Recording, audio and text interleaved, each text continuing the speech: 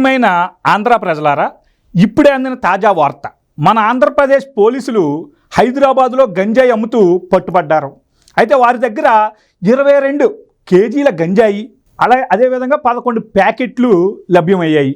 అయితే వీరెవరు అని ఈ యొక్క హైదరాబాద్కు చెందినటువంటి టాస్క్ ఫోర్స్ పోలీసులు ఎంక్వైరీ చేయగా, వీళ్ళు కాకినాడ వాసులుగా, అంటే కాకినాడ హెడ్ కానిస్టేబుల్ వీళ్ళిద్దరు మీరు చూస్తున్నారు కదా, వీరు. అయితే వీరు అనారోగ్యం సమస్యలు ఉన్నాయంటూ, ఆరోగ్యం బాగాలేదంటూ చెప్పి వీరిద్దరూ సెలవులు పెట్టి ఈరోజు మారుతి వ్యాన్లో హైదరాబాద్ వచ్చి 8 లక్షలు విలువ చేసే గంజాయిని అమ్మడానికి ప్రయత్నించి డబ్బులు సంపాదించుకున్నాం అనే కోణంలో వచ్చారు వీళ్ళు. సో డబ్బులు సంపాదించాలంటే పోలీసులే ఈరోజు గంజాయి అమ్ముతున్నారంటే మనం చెప్పుకోవడానికి నాకే బాధగా ఉంది. ఏదేమైనప్పటికీ ఈరోజు ఇలా రావడం, దొరికేయడం, మన రాష్ట్ర పరువు తీసేయడం, ఇదిగో ఇంచక్క గర్వంగా ఇదిగో ఆంధ్రప్రదేశ్ వాళ్ళు ఎవరా అంటే ఇదిగో నమస్తే తెలంగాణ పేపర్లో నీట్గా గంజాయి అమ్ముతూ స్మగ్లింగ్ చేస్తూ పట్టుబడ్డ ఆంధ్ర పోలీసులను నీట్గా వేసారు. మన పరువు మళ్ళీ పోయింది.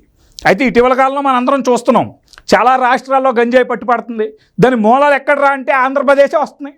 ఈవెన్ డ్రగ్స్ కూడా మూలాలు మన ఆంధ్రప్రదేశ్ అని చెప్పి చాలా స్పష్టంగా కనిపిస్తున్న నేపథ్యంలో ఇప్పుడు ఇలాంటి వార్త ఇంకా పోలీసులే అమ్మేస్తున్నారని తెలిస్తే అసలు ఇంకేంటి పరిస్థితి? ఇక నుండి మన ఆంధ్రప్రదేశ్ అనేది అన్ని బీహార్ కన్నా దిగజారుస్తున్నారని ఏదైతే ఆరోపణలు వస్తున్నాయో అవన్నీ వాస్తవాలే కదా. మరి బీహార్లో కూడా ఉండవేమో ఎంత దారుణంగా. అయితే ఇక్కడ పట్టుకోవాల్సిన విషయం ఏంటంటే ప్రజలారా, అసలు వీరికి గంజాయి ఎలా వచ్చింది, వీరికి గంజాయి ఎవరు ఇచ్చారు అనే విషయాల్ని ఖచ్చితంగా తెలంగాణ పోలీసులు ఛేదించి తీరాలి. అయితే జగన్మోహన్ రెడ్డి గారు మనందరం చూస్తున్నాం, ఈ యొక్క రాష్ట్రంలో గంజాయిని విపరీతంగా పెంచేశారు. అంటే ఈయన ప్రేమం లేకుండా ఒక చైన్ ఈరోజు రాష్ట్ర వ్యాప్తంగా పెరిగిందా అంటే పెరగదు. మనందరికీ తెలుసు, వీళ్ళ కాకినాడ వాసులు.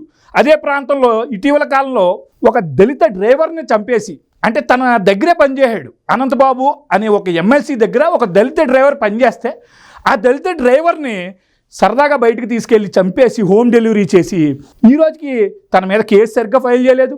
తన బెయిల్ మీద బయటకు వచ్చేసాడు. కేసు ఏదో ఒప్పేసుకున్నాడు, మళ్ళీ నేనే చంపానని బయటకు వచ్చేసాడు. ఈరోజు జగన్మోహన్ రెడ్డి గారితో సత్కారాలు, కార్యకర్తలతో సన్మానాలు, పోలీసు వారి చేతుల్లో సార్ అని పిలిపించుకోవడాలు. అతను ఎవరా అంటే వన్ ఆఫ్ ద స్మగ్లింగ్ ఏదైతే ఉందో ఈ స్మగ్లింగ్ చైన్ ఉంటుంది. మనందరికీ తెలుసు కదా, పలానా వ్యక్తి అమ్ముతాడు, దాని కింద కొంతమంది పనిచేస్తూ ఉంటారు. మన సినిమాల్లో చూస్తూ ఉంటాం కదా. సేమ్ అనంతబాబు అనే వ్యక్తి కూడా అంతే. ఆయన చాలా క్రూషియల్ పర్సన్ అనంతబాబు అనేవాడు. సో పెద్ద తలకాయలు ఎలా బయటకు రావు కదా, ఇలాంటి చిన్న వ్యక్తులు ఏంటంటే అనంతబాబు లాంటి వ్యక్తులు ఇలా మొత్తం ఆ వ్యవహారాలన్నీ చూసుకుంటారు. అందుకనే ఎంత దూరానికైనా వెళ్ళాడు జగన్మోహన్ రెడ్డి తనని కాపాడడానికి. ఈరోజు తన ఎమ్మెల్సీ పదవి పోలేదు, చంపేసని ఒప్పుకున్నాడు, చంపేయడం నేరం, ఈరోజు బయట తిరిగేస్తున్నాడు అనంతబాబు. సో వారి ద్వారా ప్రేరేపితమై, అంటే ఈరోజు అక్కడి నుంచే వచ్చిదేమో అని నా అభిప్రాయం, అంటే నేను అనుమానిస్తున్నాను. ఎందుకంటే ఈరోజు పోలీసు వారికి గంజాయి ఇవ్వడం ఏంటి, వీళ్ళు వచ్చి తెలంగాణలో అమ్ముకోవడం ఏంటి, ఎంత దారుణమో ఒకసారి ఆలోచించండి ప్రజలారా. ఇప్పటికే పోలీసులు పరువులు పోతున్నాయి. ఈరోజు సిఐడి లాంటి వ్యవస్థ కూడా ఇష్టారీతిగా పెట్లా వ్యవహరిస్తుంది జగన్మోహన్ రెడ్డి గారికి.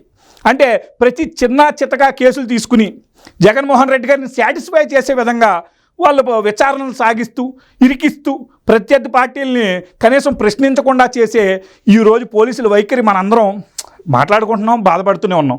సో ఇలాంటి తరుణంలో ఇలా పోలీసులే గంజాయి అమ్ముతున్నట్టు వార్త వస్తే ఇప్పుడు దీనికి రెస్పాన్సిబిలిటీ ఎవరు? ఇక డీజీపీ గారు ఎక్కడున్నారా అని అడిగితే ఆయన ఇక్కడ లేడనుకుంటా, జగన్మోహన్ రెడ్డి గారితో ఢిల్లీ వెళ్ళాడేమో. మరి ఆయన ఏం చెప్తాడంటే వీళ్ళు మాకు సంబంధం లేదని చెప్తారేమో, లేదా వీళ్ళని సస్పెండ్ చేస్తామని చెప్తారేమో, వీళ్ళు తెలుగుదేశం వాళ్ళని చెప్తారేమో రేపొద్దని. మనందరం వెయిట్ చేసి చూడాలి. ఏదేమైనప్పటికీ ఈరోజు మన పరువులు పోతున్నాయి. జగన్మోహన్ రెడ్డి గారు రాష్ట్రంలో ఉన్న యువతను నాశనం చేస్తున్నారు, రాష్ట్ర భవిష్యత్తును నాశనం చేస్తున్నాడు, వేరే రాష్ట్రాల్లో మన పరువు కూడా తీస్తున్నాడు ఈరోజు. సో ఇలాంటి తరుణంలో మనందరం ఖచ్చితంగా ఆలోచించాలి ప్రజలారా. ఎలాంటి వ్యక్తులు మనం ఓటేస్తున్నాం, ఎలాంటి వ్యక్తులు మనం ఎంకరేజ్ చేస్తున్నాం అనేదాన్ని ఒకసారి మనందరం గమనించాలి. ఇది చూడండి, ఇదిగో కారు, ఇదిగో వ్యక్తులు, మరి ఇంకా రాష్ట్ర పోలీసులు పరువు ఇంకేముంటుంది ఒకసారి ఆలోచించండి. ఏదైనప్పటికీ మీరు అందరూ ఆలోచించుకుని ముందు సాగాలని మనస్ఫూర్తిగా కోరుకుంటూ మీ శ్రేయోభిలాషి సుబ్బు.